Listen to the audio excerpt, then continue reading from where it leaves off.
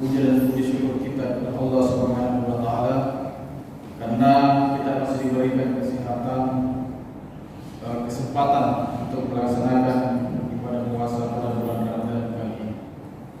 Karena mungkin banyak di antara saudara-saudara kita yang mungkin tahun lalu masih sempat melaksanakan ibadah Ramadan, tapi pada kali ini mereka tidak dipanggil menghadap kepada Allah Subhanahu wa taala. Selawat dan salam kita kirimkan kepada Nabi Muhammad sallallahu alaihi wasallam, Nabi yang menjadi suri teladan bagi kita semua.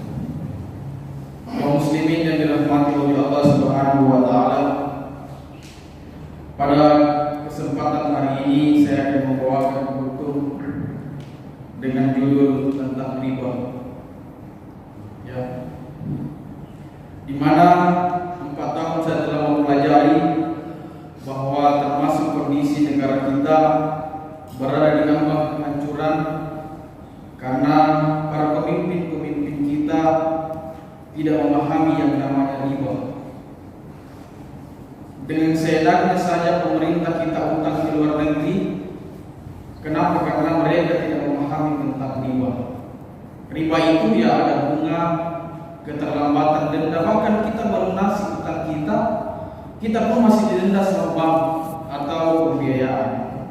Saya akan membacakan dalam surah Al-Baqarah ayat 275 yang artinya, orang-orang yang memakan riba tidak dapat berdiri melainkan seperti berdirinya orang yang kemasukan setan karena gila. Yang demikian itu karena mereka berkata bahwa jual beli sama dengan riba, padahal Allah telah menghalalkan jual beli dan mengharamkan riba. Barang siapa mendapat peringatan dari Tuhannya lalu dia berhenti, maka apa yang telah diperolehnya dahulu menjadi miliknya, dan urusannya terserah kepada Allah. Barang siapa mengulangi, maka mereka itu penghuni neraka dan mereka kekal di dalamnya. Jadi sudah sangat jelas di dalam surah Al-Baqarah bahwa orang-orang yang terlibat di dalam riba akan dibangkitkan di hari akhirat seperti layaknya orang gila.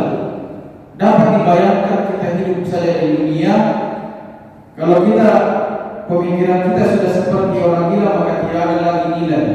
Bagaimana nantinya kalau kita dibangkitkan di hari akhirat nanti seperti layaknya orang gila? Kita tidak akan diterima di sisi Allah, dan pola riba, kehidupan riba, gaya hidup masyarakat muslim dan muslimat di Indonesia ini tidak mampu lagi membedakan. Itu yang saya takut, bahkan di negara kita ini pemimpin kita tidak mampu lagi membedakan yang mana riba dan yang mana tidak. Baik di antara tanda-tanda riba yang ada di lingkungan kita, yang pertama, apabila kita meminjam ada bunganya, maka itu adalah riba. Yang kedua, apabila kita terlambat membayar kita punya utang, maka ada dendanya. Kemudian apabila kita melunasi utang kita saja, kita pun masih dikenakan penalti 2,5% di Bank Islam, dan itu semua masuk di dalam riba. Yang kedua, dia memiliki asuransi. Yang ketiga, ada namanya jual beli utang, yang dimana barang itu dijual padahal misalnya dengan pola KPR yang ada saat ini.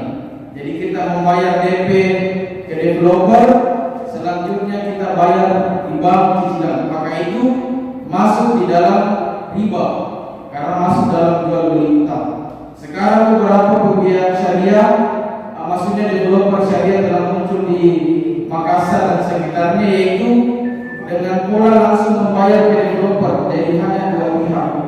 Jadi langsung membayar ke developer tanpa melalui pembiayaan sekitarnya, ya.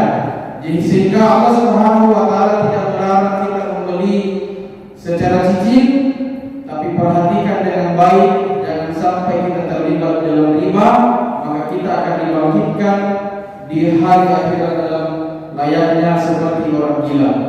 Untuk lebih lengkapnya, karena ini hanya beruntung, saya hanya memperingatkan bahwa di ayat sekali lagi saya ulangi di surat Al-Baqarah ayat 275, apabila kita tidak ingin dibangkitkan seperti layaknya orang gila, maka pelajari riba, hindari riba.